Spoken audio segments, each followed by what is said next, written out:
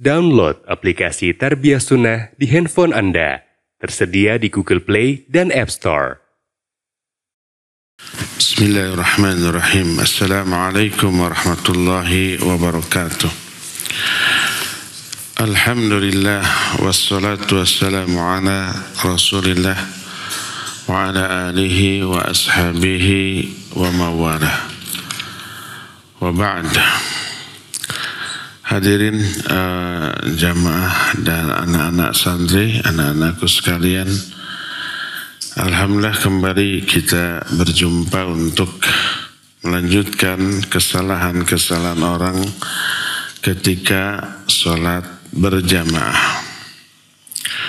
Sudah kita terangkan bahwa salah satu kewajiban bagi imam ketika mau memulai sholat adalah meluruskan saf makmum terlebih dahulu, dan si makmum juga wajib berusaha untuk meluruskannya dan merapatkannya.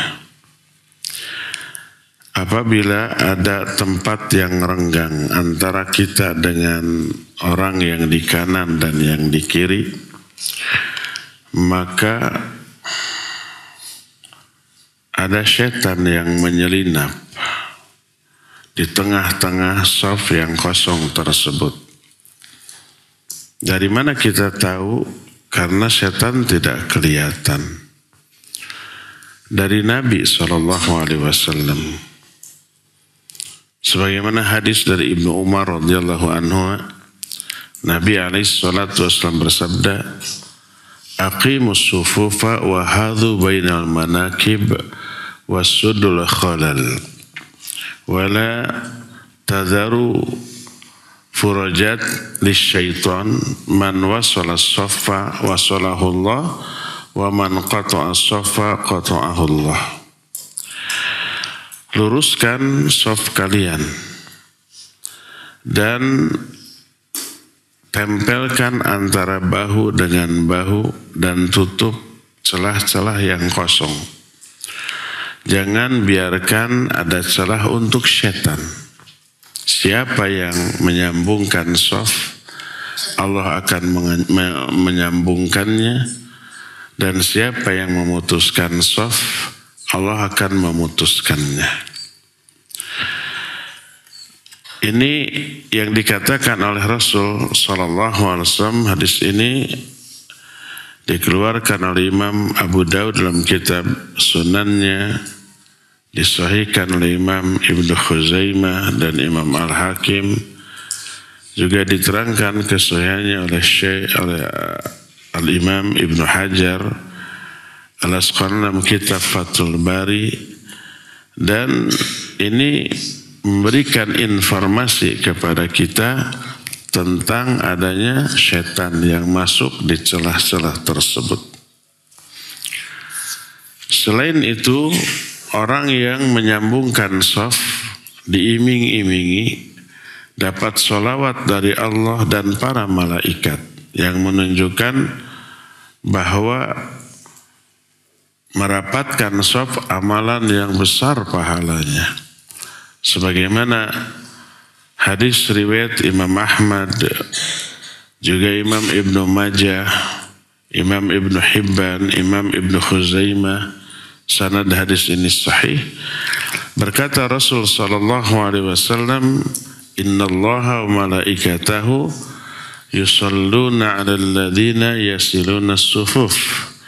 Sesungguhnya Allah dan para malaikatnya bersalawat kepada orang yang menyambung shaf, tidak membiarkan ada shaf renggang atau ada celah.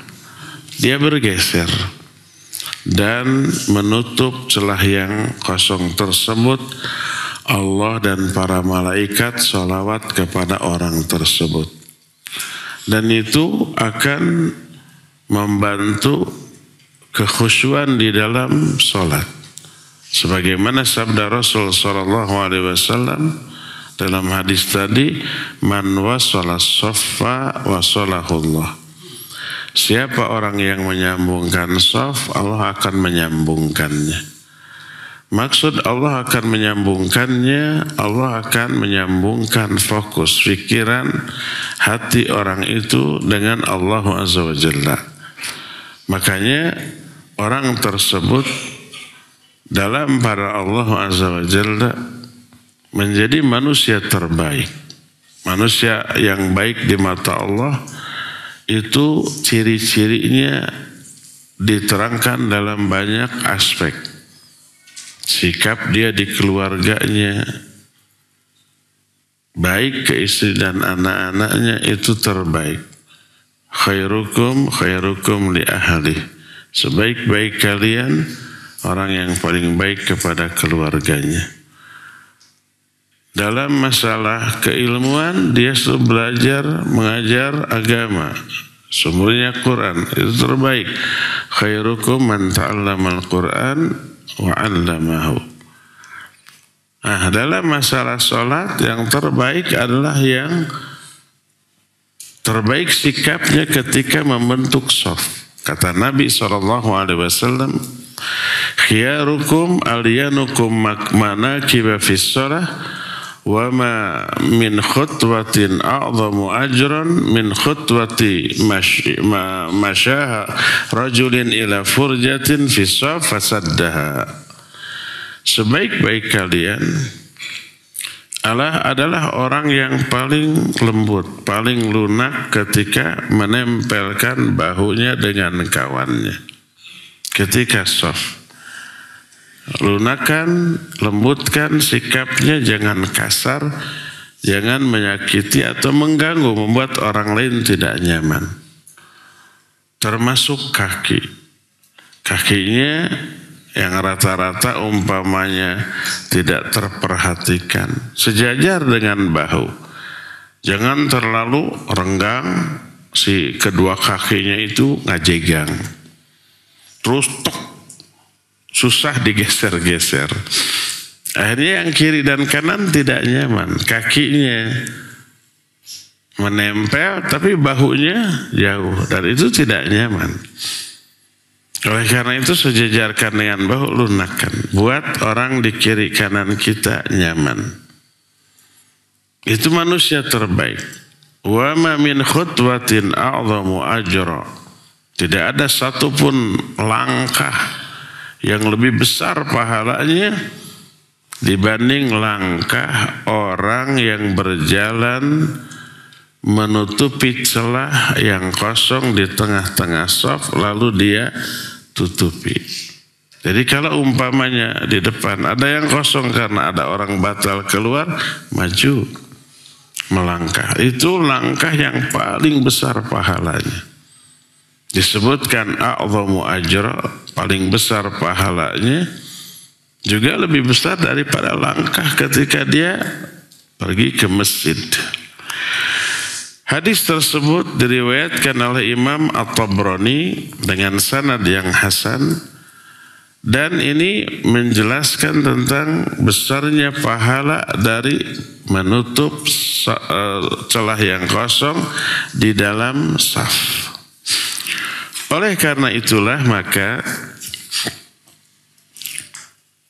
ketika para sahabat, apalagi Nabi alaihi salatu wassalam menjadi imam, mereka itu sangat ketat di dalam masalah ini. Ketika menerangkan masalah ini berkata para ulama ahli fiqh, di antara Imam Ibnu Hajar, beliau menyatakan fadlul masyi lisadil furjah wa in kana sahibuha fis shalah. Faman ra'a minal ma'mumin furjatan falyataqaddam khutwatan liyasuddaha in kanat fis shafil ladzi amamah wa illam yataqaddam ahadun falyasuddaha man kanatil furjah bijanibihi. Dan hadis ini menjelaskan keutamaan berjalan menutupi celah yang kosong. Walaupun orang itu sedang di tengah-tengah sholat.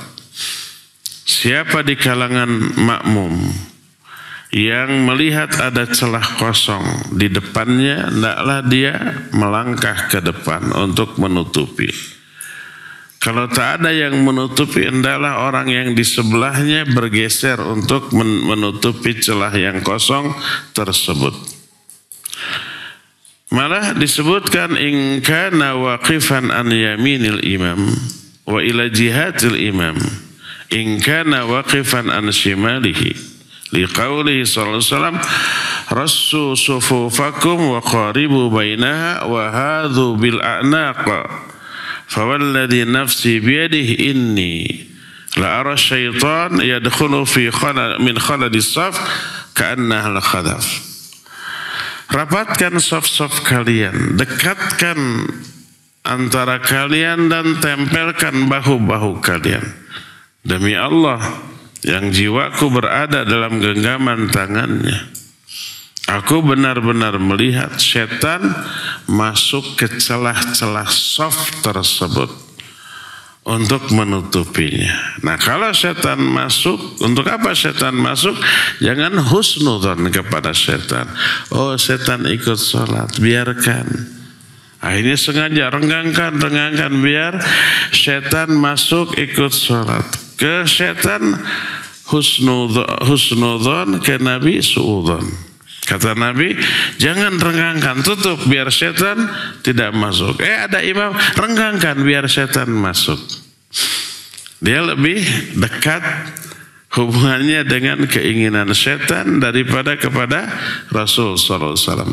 Ketahuilah, setan masuk ke tengah-tengah saf bukan ikut sholat, tapi untuk apa? Menggoda, mengganggu, biar pikiran kita ingat kepada urusan-urusan dunia. Sampai Nabi SAW menyatakan ka'annahal hadaf, seolah-olah si setan itu hadaf. Apa makna hadaf? Al-hadaf ghanamun saud asighar hijaziyah au jurashiyah bila udhun wala adnab kama fil qamus. Hadaf itu kambing hitam kecil, dia dari Hijaz rata-rata, tanpa buntut, tanpa telinga. Nah, itu rata-rata biasa masuk ke rombongan kambing-kambing yang lainnya, dan itu merusak pemandangan dan mengganggu kambing. Hijaz ini memiliki karakter tidak membuat nyaman kambing-kambing yang lain. Seperti itu setan masuk ke tengah-tengah saf yang dibentuk oleh makmum. Oleh karena itulah maka Nabi SAW menyatakan man sadda furjatan rafa'ahullahu biha darajah wa bana lahu baitan fil jannah. Siapa orang yang menutupi saf yang kosong, Allah akan angkat derajat dia 1 derajat dengan hal itu, dan Allah akan bangunkan bagi dia sebuah istana di surga. Jadi ternyata menutup saf itu sangat besar pahalanya. Tadi sudah kita katakan Allah dan para malaikatnya bersolawat. Allah akan menyambungkan dia. Allah katakan bahwa dia itu manusia terbaik.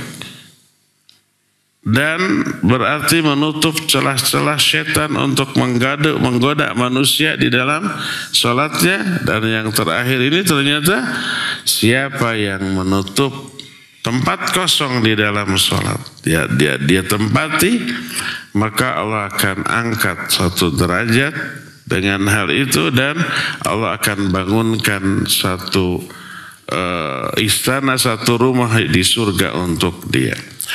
Hadis ini diriwayatkan oleh Imam Tabrani dalam kitab Al-Awsat dari Aisyah radhiyallahu anha, dan hadis ini juga diterima dari Abu Hurairah radhiyallahu an, dan hadis ini derajatnya sahih sebagaimana diterangkan di dalam Sahih At-Targhib wa Tarhib. Diperiksa hadis-hadisnya, ada yang sahih, ada yang dhaif, dan hadis ini dimasukkan ke dalam hadis yang sahih.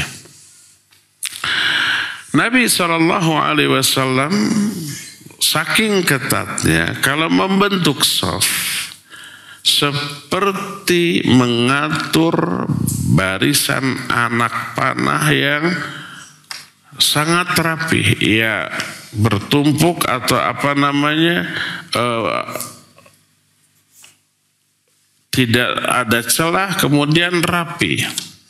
Sebagaimana diterangkan dari hadis Nu'man bin Bashir radhiyallahu an, berkata Rasul dia berkata, karena Rasul sallallahu yusawi sufufana hatta ka'annama yusawi bihal qidah hatta ra'a anna qad aqalna anhu thumma kharaja yawman faqama hatta kada yukabbiru fara'a rajulan badiyan sadruhu minas saf faqala ibadallah la tusawwunna sufufakum aw la yukhalifanna Allahu baina wujuhikum.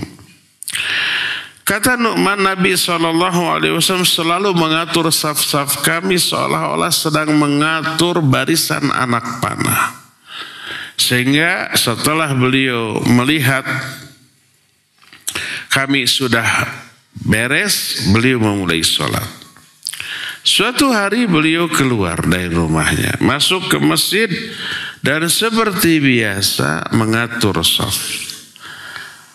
Hatta kada yukabbiru, sampai hampir-hampir beliau itu bertakbir, tiba-tiba beliau melihat ada seorang di tengah-tengah shaf menonjolkan dadanya ke depan.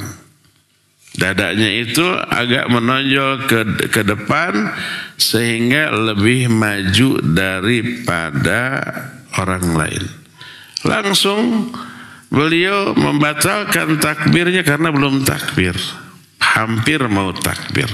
Lalu berkata, wahai hamba Allah, luruskan shaf-shaf kalian atau kalian akan mengikhtilafkan wajah-wajah kalian.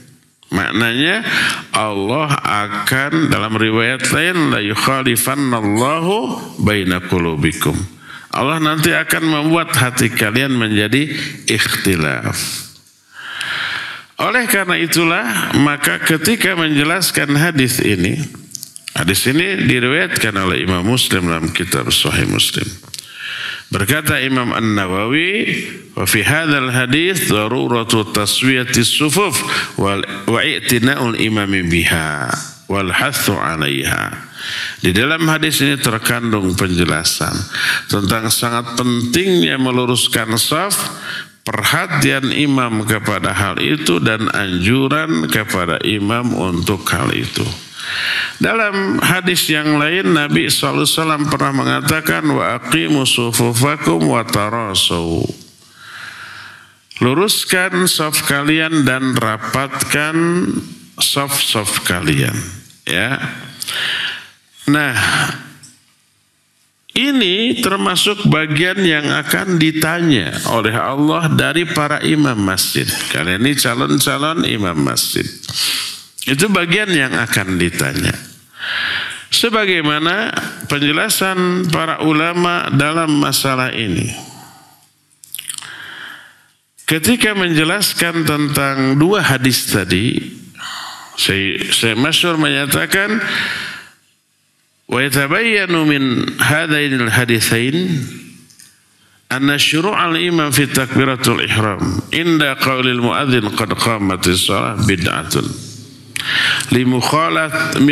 limukhalafatihima li sunnati Rasul sallallahu alaihi wasallam as-sahihah kama yadullu ala dzalika hadhanil haditsan la siyamal awwal fa innahuma yufidani ala anna al-imama ba'da iqamatis shalah wajiban yanbaghi alaihi al-qiyamu bihi wa huwa amara an-nas bi taswiyati mudhakkiran lahum biha fa innahu mas'ulun anhu kama qala sallallahu alaihi wasallam kullukum ra'in wa kullukum mas'ulun an ra'iyatihi.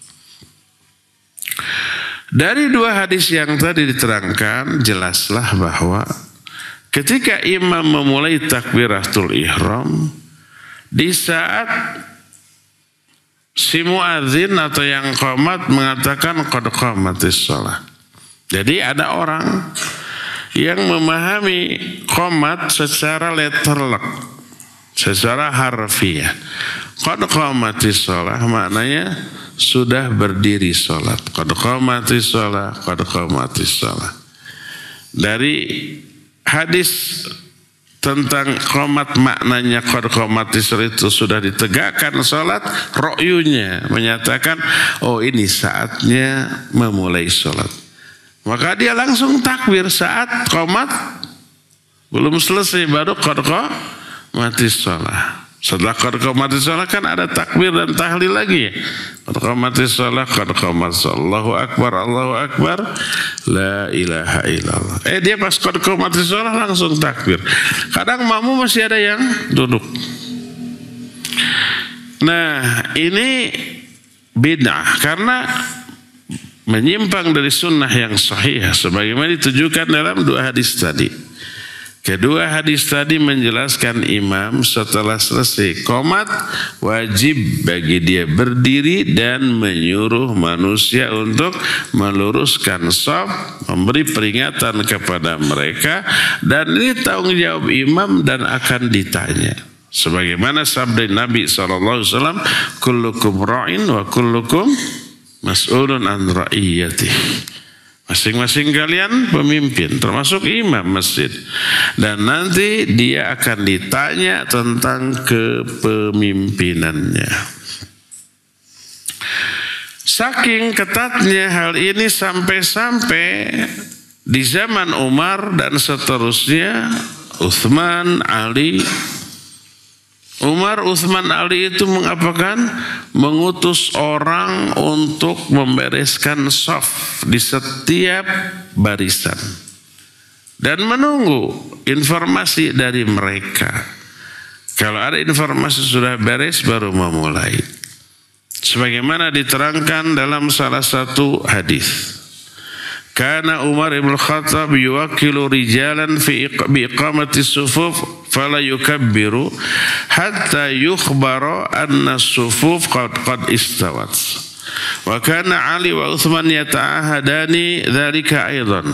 Wa kana Ali yaqul taqaddam ya fulan ta'akhkhar ya fulan. Umar bin Khattab mengutus beberapa laki-laki untuk meluruskan shaf. Dan beliau tidak bertakbir sampai diinformasikan bahwa semua shaf sudah lurus. Demikian juga Ali, demikian juga Utsman. Ali malah berkata, fulan maju dikit, hai fulan mundur dikit. Nah seperti itu. Sebagaimana dijelaskan dalam kitab Al-Jami'us Shaghir, susunan Imam At-Tirmidzi, dan Imam Ahmad juga menjelaskan hadis ini di dalam kitab Musnadnya. Berkata Imam Ibnu Hazm rahimahullah, wa nastahibbu alla yukabbira al-imam hatta yastawiya kullu ma wara'ahu fi safin aw akthar min saf, fa in kabbara qabla dhalika asa'a wa ajza'ahu. Kami sangat menyukai agar si imam tidak memulai takbir sampai semua orang makmum di belakangnya lurus safnya. Baik satu saf atau lebih. Tapi kalau dia sudah takbir sebelum itu dia melakukan kesalahan, tapi sholatnya sah. Tetap sholatnya tidak batal, tetap sah, tapi dia melakukan kesalahan. Maka dari sinilah kita mengetahui salah satu kesalahan di dalam sholat yang dilakukan oleh imam, tidak meluruskan shaf terlebih dahulu. Bagaimana kalau sholatnya berdua? Bagaimana membentuk shaf? Apakah imam di depan, makmum di belakang, makmum apakah agak mundur sedikit atau rata? Yang benar adalah rata, bahu dengan bahu beradu. tidak mundur sedikit. Kebanyakan orang makmum mundur sedikit kalau berdua ya. Kalau hanya imam dengan makmum, ini kesalahan. Berkata Syekh Masyhur Hasan Salman, "Wa min akhta'ihim annahu idza iqtada bihim wahidun faqat akharuhu anhum qalila bimiqdar shibr aw dunahu ma anna sunnah alla yataqaddam anhu wa la yata'akhkhar bal yaqifu hidaahu an yamini." Di antara kesalahan orang yang sholat, bila makmumnya hanya sendirian, si makmum itu mundur sedikit, kira-kira sejengkal atau kurang. Jadi antara imam dengan makmum tidak sejajar, itu kesalahan. Sunnahnya si imam dan makmum sejajar. Makmum tidak mundur sedikit, imam tidak maju sedikit, sejajar sebelah kanan.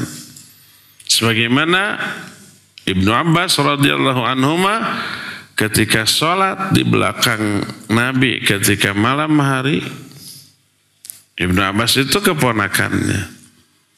Salah satu istri Nabi SAW adalah bibinya. Ibnu Abbas bukan keponakan, sepupunya, sepupu. Salah satu di antara salah satu di antara istri Nabi SAW, bibi Ibnu Abbas. Dan itu mahram. Sampai Ibnu Abbas minta izin untuk nginep malam hari. Dan diizinkan.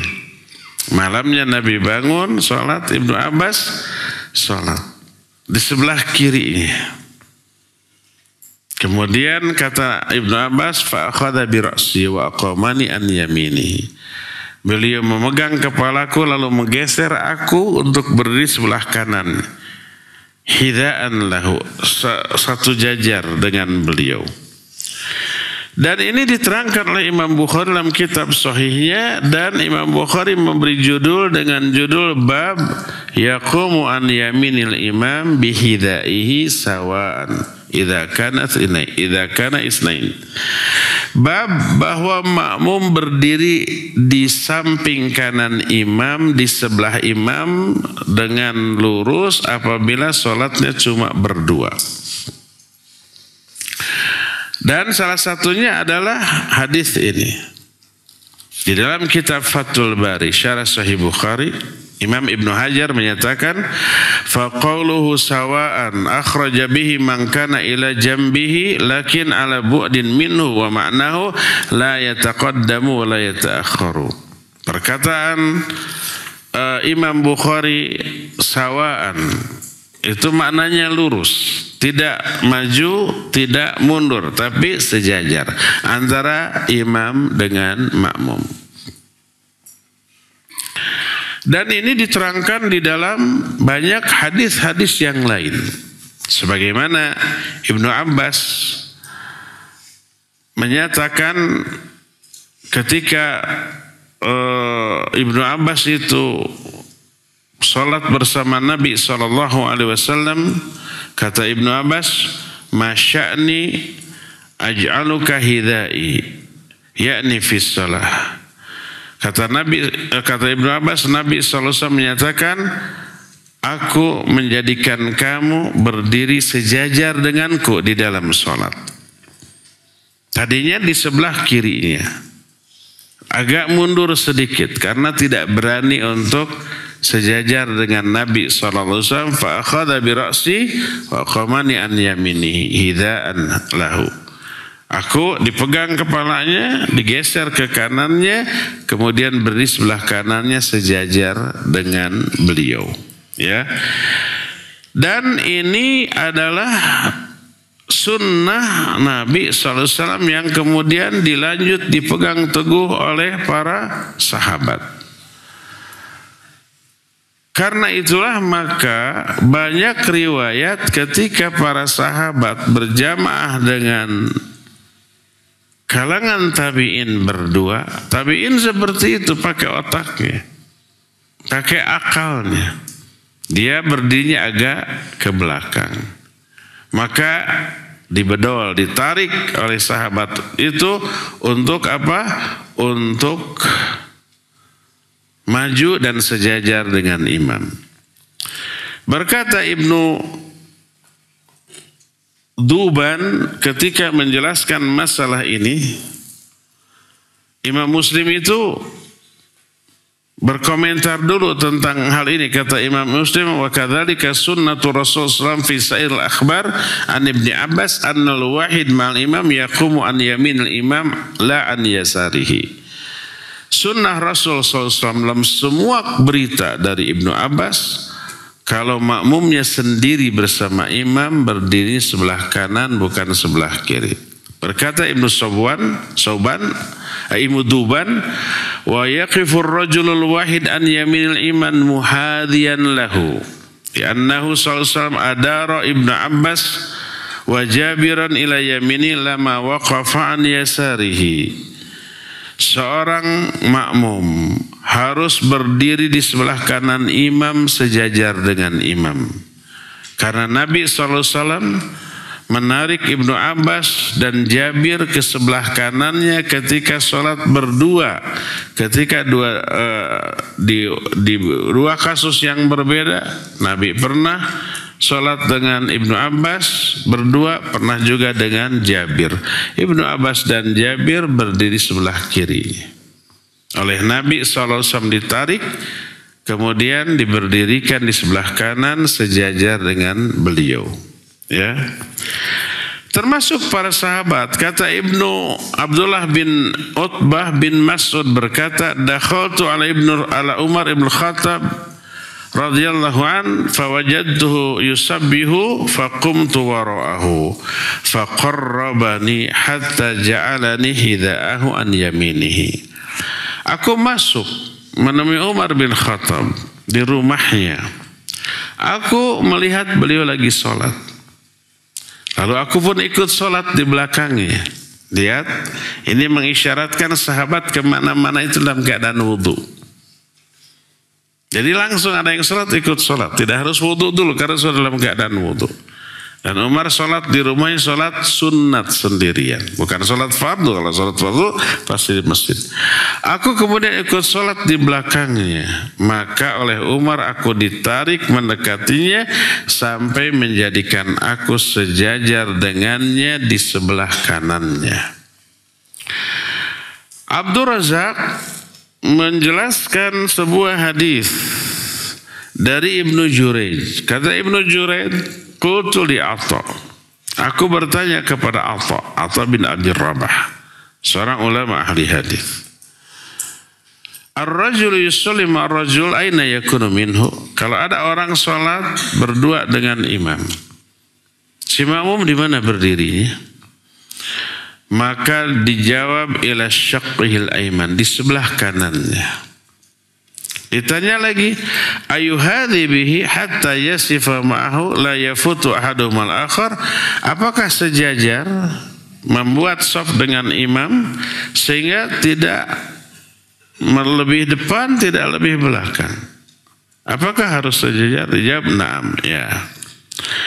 Lalu dia berkata, atuhibbu ayyusawi'ahu hatta la takuna bainahuma furjah? Apakah engkau lebih menyukai kedua-duanya rapat sehingga tidak ada lagi celah? Dijawab na'am, ya. Rapat, tidak renggang. Jadi dari semua asar-asar tadi, baik hadis Nabi SAW ataupun asar-asar para sahabat, kalau sholat berdua, baik sholat fardu ataupun sholat sunnah, bagaimana posisinya? Sejajar. Di sebelah mana makmumnya? Sebelah kanan. Ya. Apakah rapat apa renggang? Rapat. Sama dengan membentuk shaf biasa. Imamnya ada di sebelah kiri, makmumnya sebelah kanan dan rapat, bahunya dengan bahu menempel. Ini yang menjelaskan kesalahan banyak orang ketika berjamaah berdua, si makmum agak mundur ke belakang. Entah pakai riwayat atau dalil yang mana. Nabi SAW dan para sahabatnya begitu. Para sahabat dengan para tabi'in juga kalau dua orang sholatnya sejajar, rapat, dan imam sebelah kiri, makmum sebelah kanan. Gamblang jelas. Kenapa orang-orang sekarang kalau berjamaah berdua, makmumnya agak mundur ke belakang? Inilah beberapa kesalahan di dalam sholat ya. Cukup sampai di sini saja dulu, dan kita masih punya sisa waktu untuk bertanya jawab. Wassallallahu ala nabiyina Muhammadin wa ala alihi wa ashabihi wasallam. Assalamualaikum warahmatullahi wabarakatuh. Waalaikumsalam warahmatullahi wabarakatuh. Nama anak Sultan dari Marga Asih. Saya izin bertanya, bagaimana kalau kita sholat di masjid umum, lalu makmum itu tidak mau merapatkan, dan kita ini menjadi imam, dan apakah harus ngotot gitu, harus merapatkan gitu? Dan kalau tidak merapatkan, apakah kita akan ditanyakan oleh Allah nanti di akhirat? Ya, barakallahu fiik. Saya pernah punya beberapa pengalaman. Pertama, sebagai makmum di Masjid Cipaganti itu, salat maghrib, karena kajian dari asar sampai maghrib. Imam sudah menyuruh qomat, imam bagus waktu itu menyuruh merapatkan dan meluruskan shaf. Saya geser. Ada bapak di sebelah kanan, di sebelah kiri saya. Geser. Sudah rapat, ada lagi yang kosong, geser lagi. Si bapak itu, udah, gitu, langsung. Saya bilang, Pak, geser harus rapat. Udah, ribet. Sudah 2 kali dia geser, nggak mau geser lagi, sambil ngambek. Apa yang harus kita lakukan? Kalau terus, dia akan marah. Dan marah adalah kemungkaran. Maka hindarkan, suruh Iwan lain, Iwan isi, depan masuk. Beres sudah.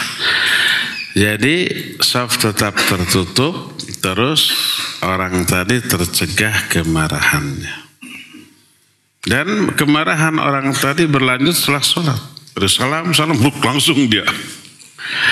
Sambil mimik mukanya hasim, gak enak. Padahal kita sudah berlemah lembut, tidak sambil melotot, tidak kasar gitu. Ada tipikal orang seperti itu pertama. Jadi lakukan oleh kita apa yang bisa menghindarkan kemungkaran dan tetap shafnya bisa ditutup dengan cara suruh orang lain menutupi celah yang kosong. Kedua, sekarang jadi imam. Saya juga pernah mengalami. Jadi pulang, adzan di jalan, harus sholat di jalan. Di masjid, bukan di jalan. Artinya ada masjid di pinggir jalan, masuk. Kadang suka disuruh jadi imam, padahal dikenal gitu.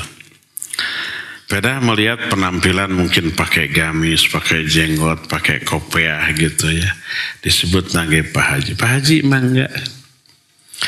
Akhirnya luruskan, rapatkan. Lurus rapat versi mereka, asal sedikit rapat tapi tidak nempel, sudah dianggap apa? Rapat. Kalau umpamanya kita memandang masih belum rapat, geser lagi. Sudah mentok, malah ada yang kelihatan seperti tadi kasusnya, nggak mau rapat gitu ya.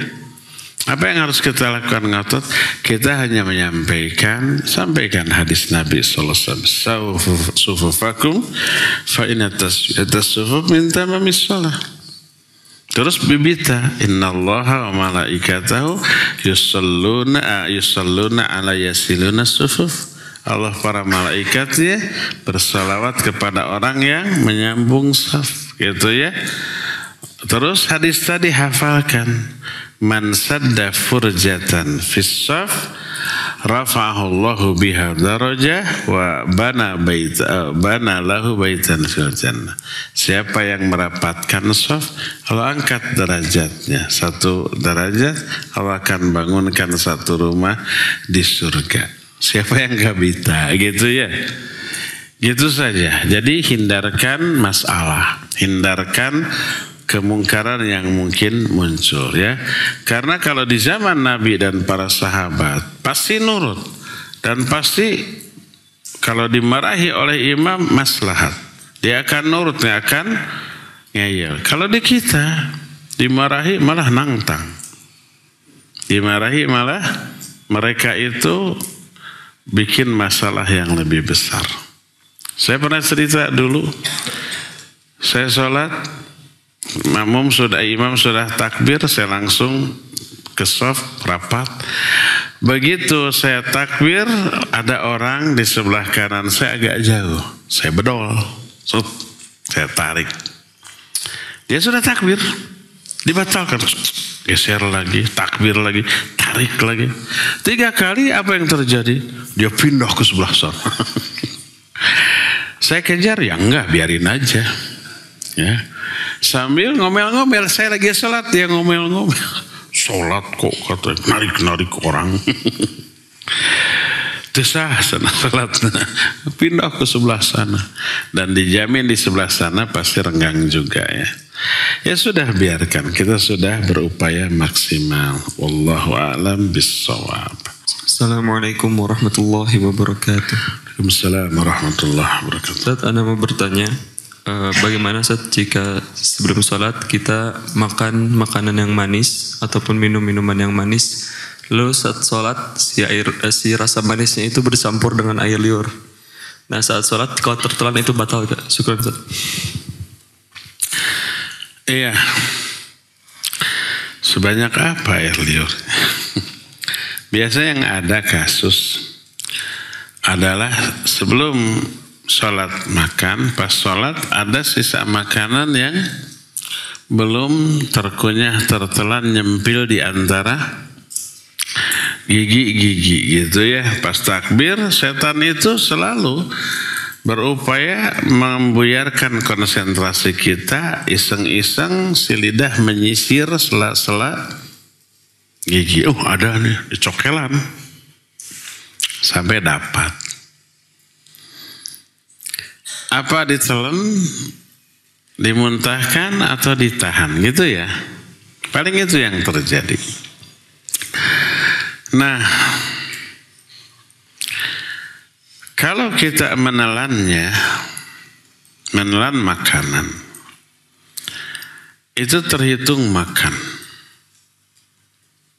Adapun kita menahan makanan yang ada di mulut selama sholat, tidak jadi masalah. Tidak ada ulama yang mempermasalahkan hal tersebut. Boleh enggak dikeluarkan? Boleh, kalau tidak madarat. Kalau umpamanya zaman dahulu tanah gitu ya, si alas dasar dari masjidnya. Kalau sekarang karpet dimuntahkan, mengotori, jangan. Boleh nggak diambil? Boleh. Kemudian disakuan, boleh. Sebagaimana Nabi SAW pernah melihat orang dalam sholat meludah ke dinding, kemudian beliau menghardiknya di setelah sholat. Kalau mau, in kana labudda fa'ilan fahakadha. Kalau orang itu mau tidak mau harus meludah, maka cukuplah diludahkan ke bajunya lalu digesek-gesek. Menunjukkan kebolehan mengeluarkan hal itu.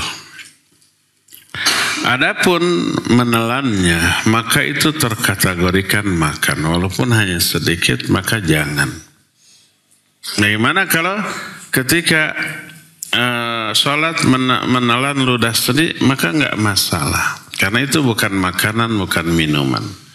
Sesuatu yang tidak bisa untuk kita hindarkan. Kadang-kadang kita atau seringkali kita melakukannya tanpa sadar bahwa kita menelan ludah sendiri. Sering tanpa disadari. Maka yang seperti itu walaupun ketika saum tidak batal. Saum menelan ludah sendiri ketika bicara begini agak kering terus menelan ludah sendiri ketika ngobrol. Ketika saum tidak membatalkan saum. Ketika sholat tidak membatalkan sholatnya. Kecuali kalau ludahnya sengaja dikumpulkan banyak dulu gitu sampai penuh lek, lumayan bisa menghilangkan haus. Atau dikumpulkan di botol sampai penuh. Setelah itu lek, nah itu nggak boleh. Tapi kalau masih di mulut dan itu reaksi tubuh yang normal, menelan ludah sendiri itu reaksi tubuh atas kondisi tubuh yang memang mengharuskan kita untuk menelan ludah, ya nggak masalah ya. Adapun ada hal di luar ludah seperti umpamanya sisa-sisa makanan di dalam sholat sebaiknya tidak ditelan. Karena menelannya dipermasalahkan oleh para ulama, menahannya tidak ada ulama yang melarangnya atau dikeluarkan dengan ini tangan kemudian disakuan. Ya, jangan dilempar karena di kita pakai karpet kemudian mengotori ya. Pas nanti ada orang sujud, aduh naon itu sambal naon gitu. Membuat orang lain tidak nyaman dan bisa mengundang datangnya binatang. Semut bakal datang ke sana tuh ya, kecoa gitu. Itu memberi madarat ya. Wallahu a'lam bishawab. Bismillah. Ustadz, dalam kalimat apa makmum berdiri ketika dikumandangkannya iqamah? Makasih. Iya. Kapan makmum berdiri sudah pernah kita bahas. Sebenarnya tidak ada perintah keterangan yang jelas dari Rasul SAW. Sebagian ulama ada yang menyatakan ketika qad qamatis shalah. Kita sudah terangkan kesalahan orang ketika qad qamatis shalah dijawab dengan aqamahallah wa adamaha. Itu enggak ada asalnya ya. Tapi boleh berdiri saat itu boleh ya, boleh berdiri sejak sebelum qomat. Umpamanya melihat orang yang akan qomat sudah berdiri, kita juga berdiri, enggak masalah. Menunjukkan musyaroah kepada kebaikan. Musyaroah itu bersegera kepada kebaikan, terlebih berburu soft. Jadi begitu yang adzan, yang qomat, mau qomat berdiri, kita langsung berdiri bergerak maju ke depan agar dapat soft yang terdepan. Maka itu kebaikan, karena Allah berfirman, wasari'u ila magfiratin min rabbikum wa jannat. Bersegera untuk menuju ampunan Allah dan surga. Maksudnya bersegera untuk melakukan kebaikan ya. Tidak ada keterangan yang jelas kapan si makmum harus berdiri. Yang jelas jangan sampai si orang yang qomat sudah la ilaha illallah masih aja duduk. Orang-orang sudah bikin shaf masih HP-an, masih chatting, masih browsing. Nah, itu yang tidak boleh, itu yang dianggap melalaikan sholat ya. Ya cukup sampai di sini aja. Insyaallah kita lanjut di hari Jumat yang akan datang. Subhanakallahum bihamdik, asyhadu an la ilaha illa ant, astaghfiruka wa atubu ilaik. Walhamdulillahirabbil alamin. Wassalamualaikum warahmatullahi wabarakatuh.